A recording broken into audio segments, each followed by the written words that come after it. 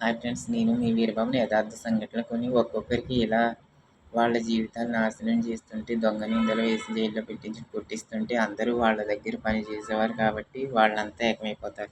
చెడ్డ మనస్తత్వం గల వారందరూ ఒక కుమ్మక్కైపోయి వాళ్ళందరూ కలిసి గుంపులుగా ఏర్పడుతుంటారనమాట. ఒకరంటే ఒకరు పడని గిట్టని వారిపైకి దోసేస్తారు వాళ్ళు ఏం చేసినా సరే. కొందరు నేరస్తులు తప్పించుకుని బయట తిరుగుతారు. నిజంగా అన్నీ చేసేవాళ్ళు బయట తిరుగుతారు.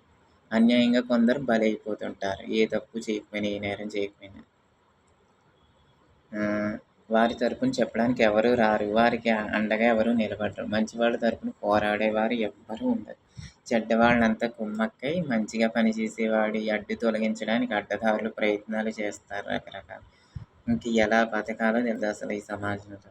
ఇంక అందరూ వాళ్ళే ఉండొచ్చు కదా! ఇంకా ఈ లేని వాళ్ళ అమాయకులు పుట్టించడం ఎందుకు? ఈ ఆటలన్నీ ఎందుకు? అందరూ మాట నమ్ముతారు. అందరూ చెప్పిన మాటే నమ్ముతారు కానీ, ఒక్కడి మాట నిజమైన వారి మాట అస్సలు నమ్మరు. వాళ్ళకి పని చేస్తున్నారని సానుభూతితో, పక్షపాతంతో వారే తిట్టి, వారే చాడీలు చెప్పినా ఆ మాటే నమ్మి ఈ నోరు లేని వాళ్ళు మంచి వాళ్ళని, అమాయకుల్ని తిడతారు. వీళ్ళకి చెప్పడం రాదు, మాట్లాడడం రాదు. దేవుడే దిక్కు పాపం వాళ్ళకి. చెడ్డవాళ్ళంతా ఒకటే కుట్రలు, ప్లానులు, అక్రమాలు, తప్పులు చేస్తారు. మాటల నేర్పు వలన వాళ్ళ మాటే నెగ్గుతుంది, చెల్లుతుంది. అసలు ఏం జరుగుతుందో దేవుడికి ఎరుక. Okay friends, thank you. ఈ వీడియో నచ్చితే లైక్ చేయండి, షేర్ చేయండి, కామెంట్ చేయండి, సబ్స్క్రైబ్.